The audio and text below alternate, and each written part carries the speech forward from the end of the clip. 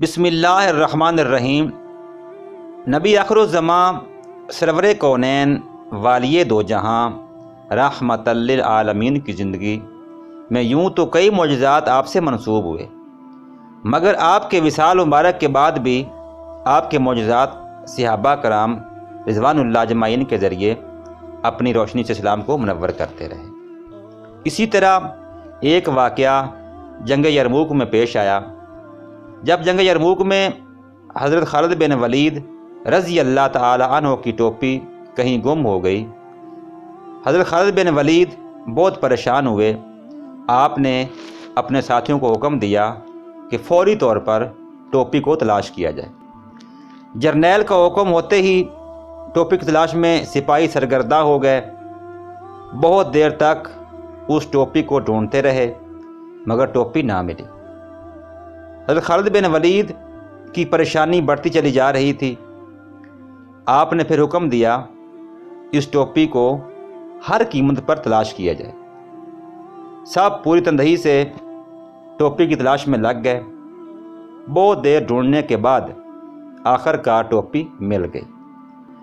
لوگ ٹوپی کو دیکھ کر بڑے حیرت زدہ ہوئے، کیونکہ ٹوپی بڑی پرانی اور بوسیدہ تھی۔ وہ بڑی حیرت سے ٹوپی لے کر حضرت خالد بن ولید رضی اللہ تعالی عنہ کی خدمت اقدس میں حاضر ہوئے اور عرض کی، یا حضرت، اتنی پرانی اور خستہ حال ٹوپی کے لیے اس قدر پریشان ہونے کی کیا ضرورت تھی؟ اس میں ایسی کون سی خاص بات تھی جو آپ نے اس کے لیے اتنی تگ و دو فرمائی؟ حضرت خالد بن ولید نے فرمایا، ایک مرتبہ حضور نبی کریم صلی اللہ علیہ وآلہ وسلم نے عمرہ ادا فرمایا تھا اور اپنے سر مبارک کے منہ مبارک اتروائے تھے۔ لوگوں نے منہ مبارک لینے میں جلدی کی اور میں نے پیشانی مبارک کے منہ شریف لینے میں سبقت کی۔